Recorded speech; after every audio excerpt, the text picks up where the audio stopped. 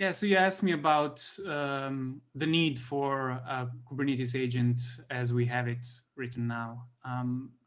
There is a definite need to change things up from what we have right now, which is this, I forgot how we called it, but you connect your Kubernetes cluster and add it to your project and so on. It's very inflexible, doesn't allow you to change things on the go, doesn't have any trail behind configuring things, right? Like you configure it in the interface, and that's a bit wonky. And we definitely have the need for the agent. Um, the question comes whether we at GitLab.com specifically can use an agent from the start. And this is where I have opposing thoughts, basically. But From the as start part of meaning? the industry, sorry? From the start meaning? Like, From the start, meaning from the moment it gets rolled out, okay, as it is without right the now. features. Yeah.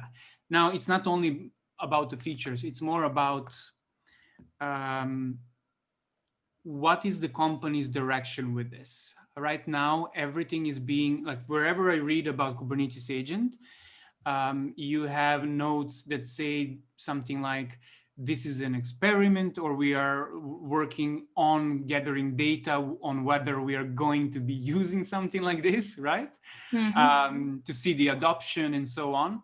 The challenge here, though, is in order for us, specifically for GitLab.com, to use something like this, it would require a significant investment of time and a significant redoing of what we have right now. And it would require a significant collaboration between infra and your team working on this, which might not be the same path that your team is taking on implementing features and so on. But even if it's the same path, it still requires a delay in the work we are currently doing in actually doing the migration of GitLab on GitLab.com to Kubernetes. So we started with something a year ago. The CAS agent just isn't rolling out now. So there is this discrepancy in time, right? So there might be a good time to talk about how we could use this as we finalize the work we are doing at the moment of migrating the stateless services.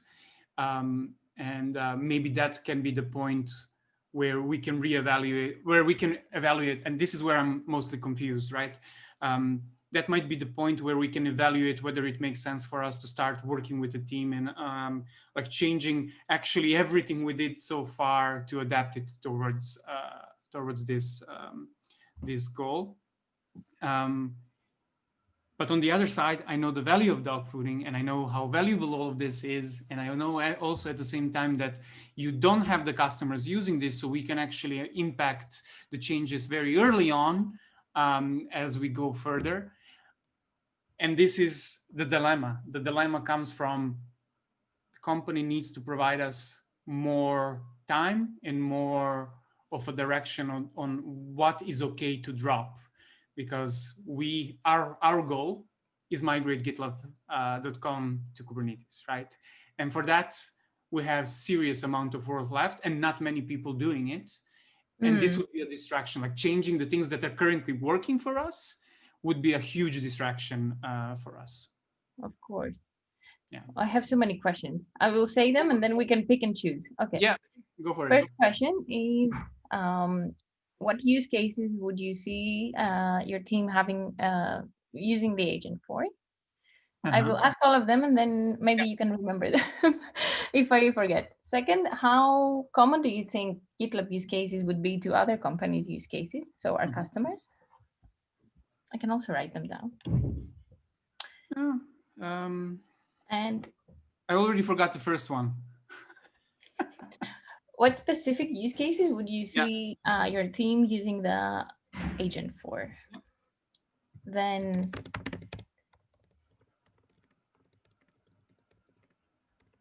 how common is use case outside of GitLab? Yeah, so if we dog food and we cater for GitLab infrastructure teams needs, how in line would we be with the other with customers out there? general So how industries. would we help adoption? Yeah. So that's the second one.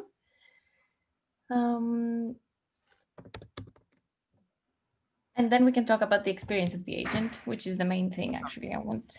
So your specific use case I could see us using the agent for is GitOps. That is the basically what we are doing right now with our own custom solution with CI and Helm. So the problem here would be we will have to probably use a Helm operator connected to CAS to use our own Helm chart that we then deploy to GitLab.com. But that could be the use case for us. And actually probably would be a really good use case for us because we would be able to then remove a lot of the custom implementation that we have built over the year. Your own Helm chart, what does it do? Your custom Helm chart? It's GitLab. Oh, okay. GitLab Helm chart. So we have our own project that gets the GitLab Helm chart, applies the configuration that we need for GitLab.com, pulls the secrets from various places, connects to various services to actually do some work to prepare the Helm chart for deploy. And then it connects to the Kubernetes cluster and rolls out the changes that we made from within the charts, basically. And rolls it out to the Kubernetes cluster, making it available on GitLab.com, basically. So that's what the project, basically, the self-contained project that we have is basically the GitOps, but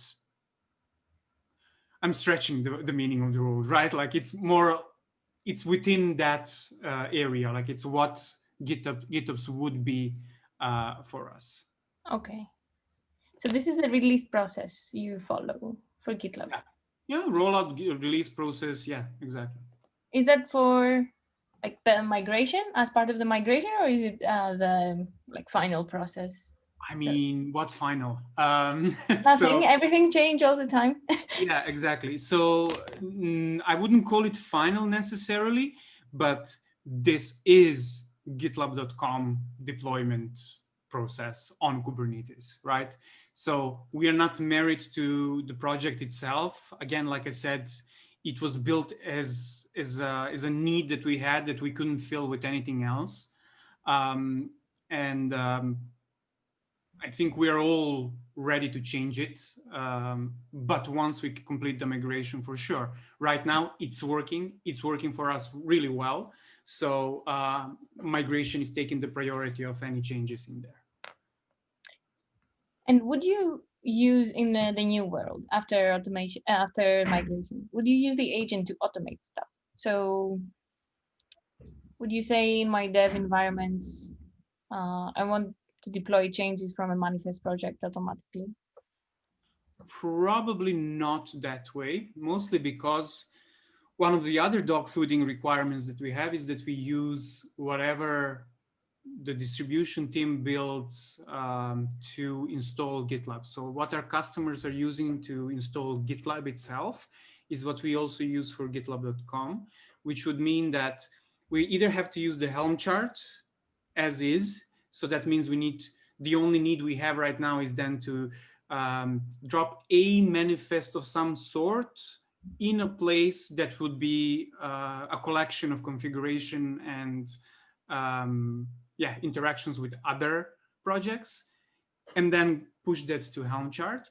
And I know for a fact that distribution is also working on a GitLab operator that will actually be the thing that will be handling the lifecycle of GitLab inside of the Kubernetes cluster. So the operator is supposed to be that controller of everything that is happening in the cluster. Now, the challenge comes from how do you get the operator into the cluster? And this is where I think CAS actually plugs in, because CAS would be the thing that would be pushing the operator into the cluster, and then the operator would be doing its work within the cluster. Okay, so there is automation there. By operator, you mean the agent, the cluster agent that we don't have? No. That's a different thing. So the agent that you're talking about in CAS is what would actually communicate with the operator inside of the cluster. Okay, Right. because So we it's have a one name at the moment for agent. We have CAS, which is the agent on GitLab, and we haven't called the agent what we're K, calling. agent K, which is inside of the cluster, right? Yes, yeah. Yes. Ah, But how I see it is you have CAS, you have agent K. So this is where the Kubernetes cluster is. This is where GitLab is, right? So Kubernetes operator is something similar to agent K inside of the cluster that actually sits also in the cluster and does some operations based on the input that goes into the operator. So theoretically, what you could do, again, this is just theoretically based on how I understand it, you could have your projects and manifests inside of GitLab, and CAS would be able to pick that up, talk with its agent, agent K, and then agent K would be able to talk with the operator. Basically, we wouldn't have the need to figure out how this connection between GitLab and operator would function, because we would be able to leverage CAS and agent K communication. So basically, this would end up being a communication pipe more than anything else for us. So that is where I think things become very valuable. I see. So you would use the agent K as a broker, if that's the right term, between operator and CAS Yeah, and exactly. GitLab, basically. And Okay. GitLab. Yeah. Yeah. And the managed apps going away, because you mentioned Helm. You use Helm to push. We can't use managed apps. So is Helm related? Is something is going away, right? Something is getting That is deprecated. going away. Managed apps are going away. So the Helm integration, and the reason why we couldn't use it is because it was not flexible. Meaning you can connect your project to the Helm chart, to the Helm installation, but the problem is you can't configure anything.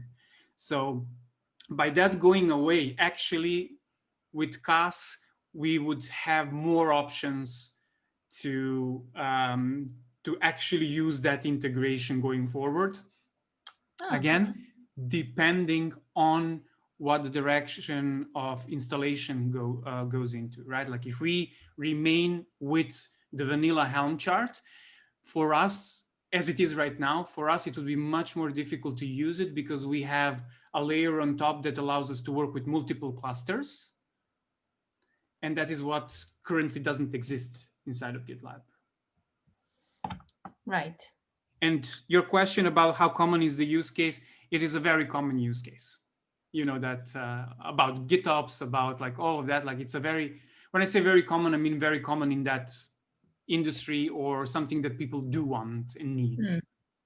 What level of configuration do you think would agent K or CAS need to tailor for many needs? Well, and what so type of configuration? we have an additional set of complexities there where we actually deploy gitlab.com, which means, yes, we are working on gitlab.com. That's where our repositories are. That's where, you know, like general work happens.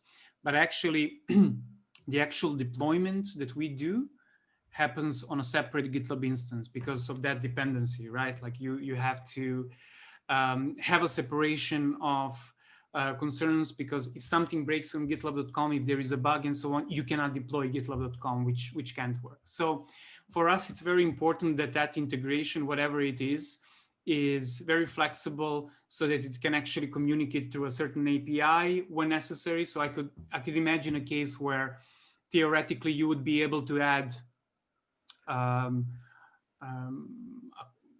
CAS service, right? Like connect to the CAS service on gitlab.com itself, right? To pick up some configuration and so on, and maybe work with the agent in the cluster. But then we would also need redundancy that would allow us to replicate that same behavior on our separate instance in order to make sure that we can Works. deploy right? So basically, Agent K, as I see it, theoretically should be working, should be accepting connections from two sides, almost equally. There are workarounds there, but I'm just like brainstorming right now as well. There are workarounds how we can do this differently, but the point is we need to have an option where some work happens on gitlab.com, sure, verification, testing, and so on, but the actual rollout and change rollout has to happen on a completely different. On another.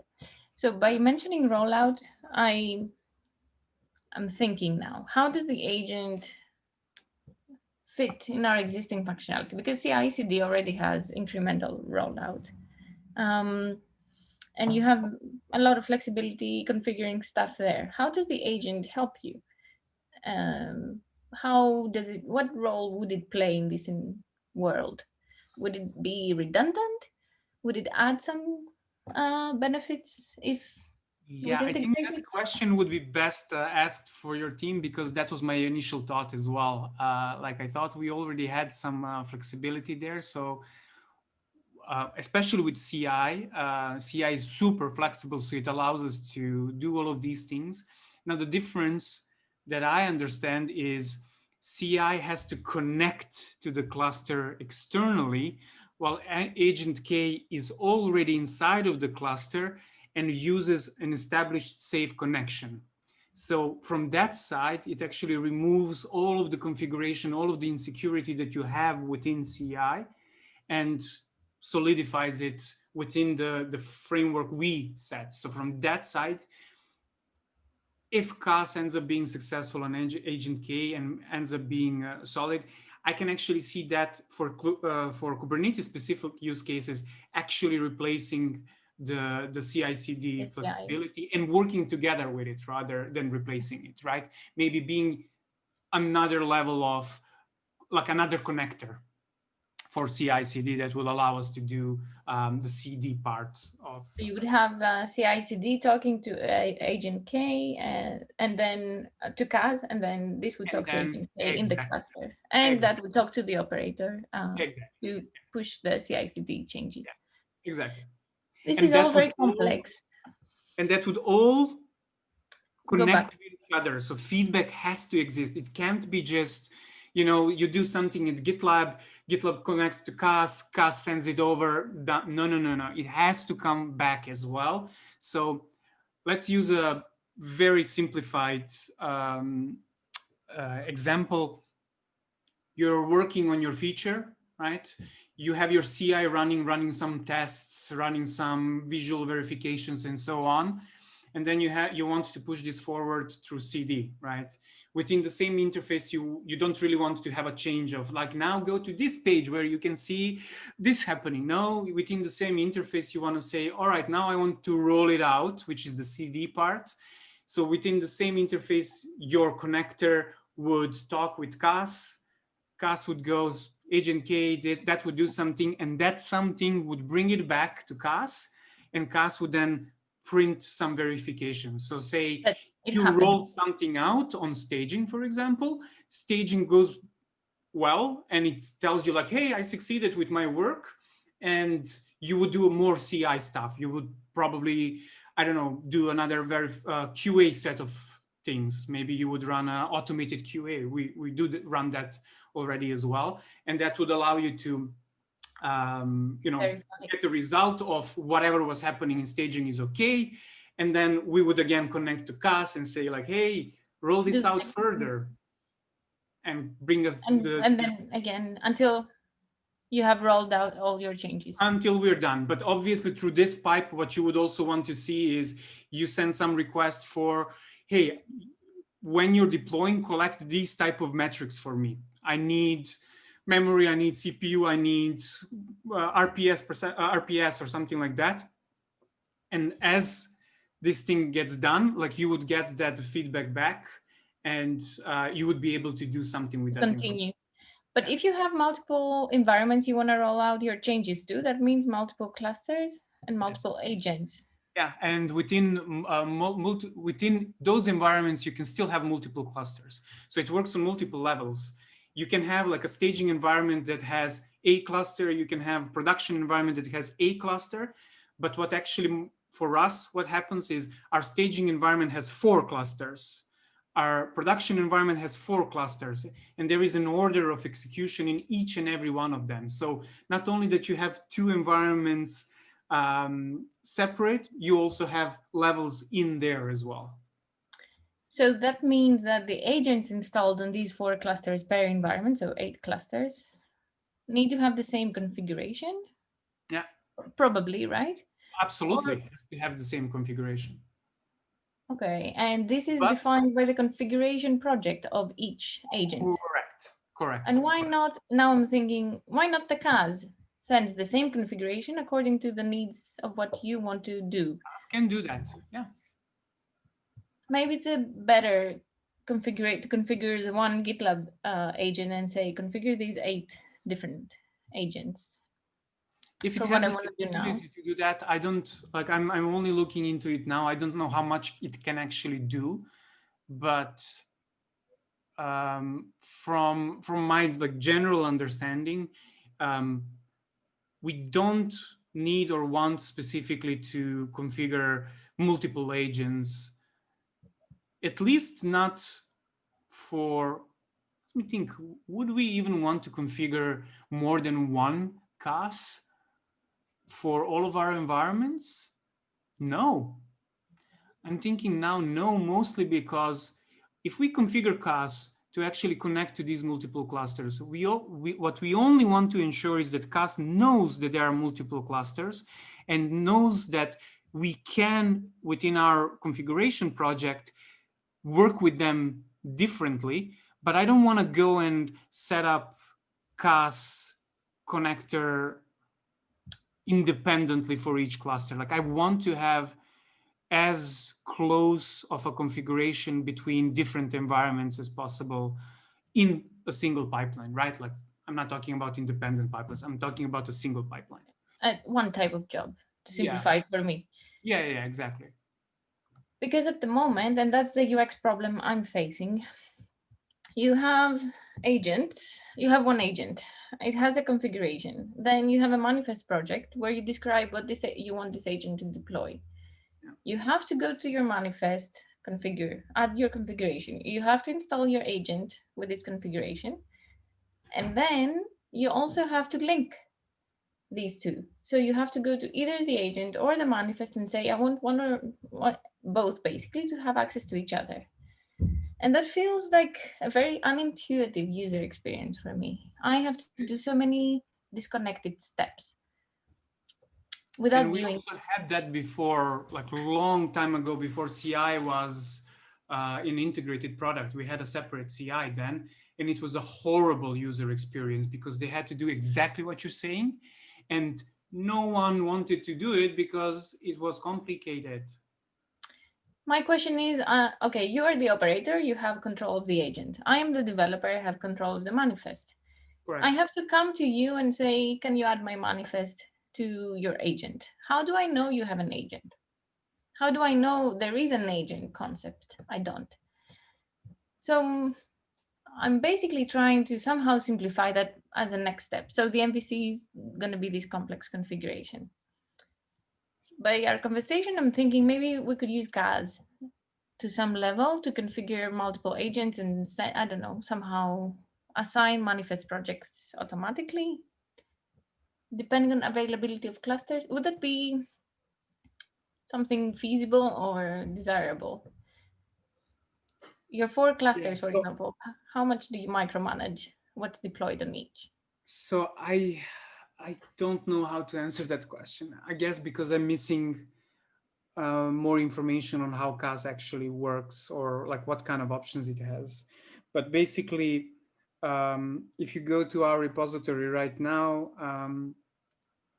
maybe that will help to explain like how we do things right now at this moment. So we have a single repository called Kate's workload / GitLab.com. So that's one project. In this one project, we have all of our manifests for different environments, for different clusters. So, okay, it's workloads. Give me 1 sec to find it so I can share it with you.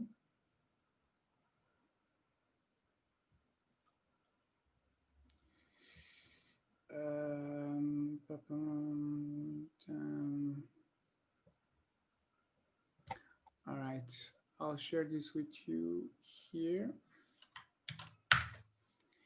Take a look at this. Basically, everything you see in there, or majority of what you see in there, are our values files. Now, in your case, manifest basically that we want. Now, here's the thing: like if you open anyone you open, let me share the screen. It might be easier. All right. So this is the configuration that we have. This is the general configuration that is shared between all of the environments. All of the environments pull from this because there is stuff that we absolutely want to be the same. But there are specific things where we have to override things because they are related to the environment. Like, for example, what is the host name? Which address to use, right? Like which credentials to use for this specific environment.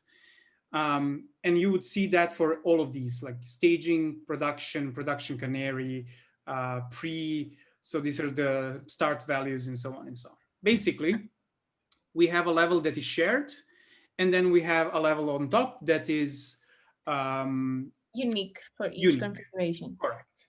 Now, you won't be able to see much in this pipeline because this is only a test pipeline, and that is what I was telling you about. Like on GitLab.com, we do verification, testing, and so on. But let me move to ops. Not here. I wanted to move to pipelines. Oh, no, this is a merge pipeline. And let me give you a deployment pipeline. If you take a look at this, this is our actual deployment pipeline for production. Or no, not only for production, the whole deployment pipeline.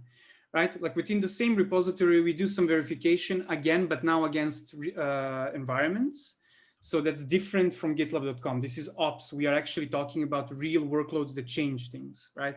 In this case, we just verify that things are what we want and expect them to be. But then you have this, which is a non-production deploy. In our case, this is a pre-installation and a staging deployment to multiple clusters, right? Right. So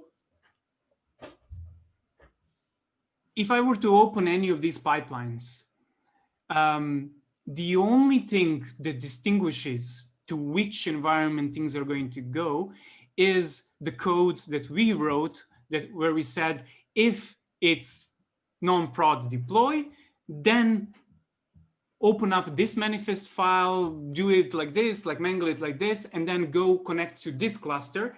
And here are your credentials on how you connect to this cluster. That gets done, all succeeds. We run some QA, right? And then we start running other deploys. So this is a canary deploy. Same thing, right? Pull from the same bowl of mud, untangle it, add some unique flavor to it, connect to this specific cluster with this specific names. Same thing for production deploy. Now, if you think of it that way, what we actually do here is we connect with 1, 2, 3, 4. No, let me talk about environments. 1, 2, 3, 4 different environments, which is between 3 to 4 different clusters. Okay. So if each you of want, them. Sorry? Each of them has 3 to 4 different clusters. That's what you mean? And each of them has 3 or 4 different clusters underneath. So each environment has its own clusters. You can see here, right? 1, 2, 3, 4 for staging. This one, I don't know why it's only 1. I don't know how that, oh, I know why. I don't want to complicate things. Okay. But production, for example, has 1, 2, 3, 4 clusters as well. So it is many-to-many relationship environment. Many environments connect to many clusters as well at the same time. So now if you think about it from the UX perspective, if we go and say, I want to add a single cluster connection between GitLab and Kubernetes, that would be very inflexible for us, and we would be only able to use it, for example, for pre. Let's use an example, right? So a very simplified case. What you would probably want to do is define that this is my manifest project. These are the classes that I'm going to connect to different environments. So I have staging environment. So maybe that can actually connect to our environments feature. Which I really, really badly want to use, but I don't think it's getting a lot of attention yet. So if you take a look at, these are our sorry, I clicked too many times. But these are our environments, right? Like this is what we do on, so production has 3 clusters. And the problem with our environments right now is that only one is represented here because we only have one to connect. And that's like one cluster to connect. But actually, this environment is 1 to 4 clusters. So theoretically, what you want to do is you want to say, my main environment name is GPRD, and I'm connecting the main cluster here. Subclusters can be connected separately, but this is one environment. And it has one manifest. And it has one manifest. Exactly. Exactly. And staging, same here. I mean, I guess actually you can see it here the best, right? This is staging. This is our staging environment. It has the main cluster. So this is the, I think, regional cluster. And then it has 3 clusters that are zonal clusters, use exactly the same configuration as the regional. They're just being rolled out in a different order. So would you use one CAS per environment to do the specific things per environment you want to do? I think you would. I think you would, because the redundancy you have with multiple clusters is there for you to have other sorts of control, but you almost never, in these cases, want to have differences. There are cases where you want differences between them, A/B testing and so on and so on, but that is a bit step further. That is more like review apps type of thing than. They're not common, but no, they're different use cases. They are different use cases, right? Like than rolling out.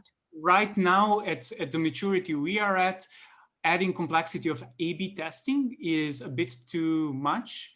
So I would be quite happy if we had a single environment that we can configure, and we can have the flexibility of rolling that same thing out to multiple different clusters with the same configuration, and then think later about how we can do like separate, right? Like how can you override, for example, one cluster would receive different configuration or different codes so that you can actually do some A/B testing and so on. But that is a step too far, I think. Okay, so you're rolling out the changes to all the clusters that belong to one environment. Correct. And the order can vary, but usually what we try to do is roll out to a single cluster that might not be receiving traffic at that moment, or is receiving lower load. So then once the change is rolled out, everything verified correctly, we can then redirect traffic to the new cluster, leave the older one up for the next upgrade, and do that until we finish go with through all of them. Yeah. Okay. Can I describe a scenario and you can tell me what you think? Sure. Okay, you have, let's say, I don't know which environment to use, not production for sure, because I want to describe something automated. Let's say staging environment. Okay. You have 4 clusters. Yeah. And at the moment, you have to specify in the manifest project which agent is going to deploy your changes. So for, I guess, which of the 4 clusters. So if you want to deploy your changes for all 4 clusters, you would have to go to all 4 agents and say, this manifest, I'm linking you to this manifest. In an alternative experience, you say to CAS, this is my staging environment, this is my manifest. Whichever cluster is available to start, configure the agent yourself. Link the agent to the manifest yourself, and deploy changes. Yep. Does it sound a realistic scenario? It sounds like an not ideal scenario, but scenario that would be the most consumable, let's put it that way. Because imagine, like in all this automation, we have to have manual steps or steps, additional configuration to make certain decisions. That would be I guess that wouldn't be a step forward for us from what we have right now, because we had written custom logic to handle these type of situations. But yes. Okay, so you wouldn't mind by this level of automation, or I'm gonna say you could have some configuration to for the cars and to control what's happening. Obviously, like you will definitely need to say to CAS which clusters and how to connect to them, like that you can't avoid in any case, right? Like Yeah. things are not going to materialize out of thin air. But what I would not want to do is have to like go myself and then install agent manually 4 times or 3 times additionally, after I've already told you how to connect to the cluster and what kind of permissions you have. You should be able to do that yourself. Okay. I'm So already giving the cluster certain level permissions to actually roll out changes, right? Like why would the agent be any different to any other service that I'm rolling out? yeah. Okay, my final question. How is that different from Other Devops? Oh, it's a completely different use case, at least that I see. Okay. Auto DevOps is, like, in my opinion, very much a simplified view of all of this. Like you would probably not work with multiple clusters like we do. You would probably have a single cluster that would have multiple environments on itself. So you would have staging, you would have production, and all of that in one. And let me put it this way. I see, at least I see Auto DevOps as day one operations. I just created the cluster and I just created my project. I want to connect them and like just get things running, right? I'm not thinking about the load. I'm not thinking about anything specific there. My load considerations are with how big of a cluster I've provisioned, or like what kind of Application. application I'm running on it. This that we are building is not only day 2, it's like basically day 3, but let's call it day 2 because that's a standard term. Day 2 operations, which is we already have a successful business, we already have certain traffic. Now the problem is we're running at scale, so we want more flexibility with more clusters, because larger cluster doesn't mean more performance for us. It might more performance for us means multiple clusters of a certain size for various reasons. Okay. Does that help? It helps a lot. Okay. I think because I'm trying to formulate a UX, I think what I described to you with environments and automatic configuration Yeah. is where I would like to get. And I wanted to see if it's feasible or not, It or would be good desirable. though. It would be good though to share our talk with your team as well, mostly because everything I'm telling you right now, I'm coming from a very superficial understanding of CAS and what it's supposed to be doing and what the goals of them are. It's only what I've managed to read within the time I had devoted for it. And then it also comes from the fact of how we are using and how we are doing things right now, which is a lot of it is driven by our need to migrate rather than our need to actually be. At that point in time. Yeah. I will So definitely share it because yeah, it would be good for them to actually take a step look at back it and and tell me, understand. yeah, exactly. Tell me like, okay, Marin is 100% wrong. Like you can do this so much better. And that would be great. Just, I would ask a question when, right? Like during migration or after migration and so on and so on. Okay, let me stop recording.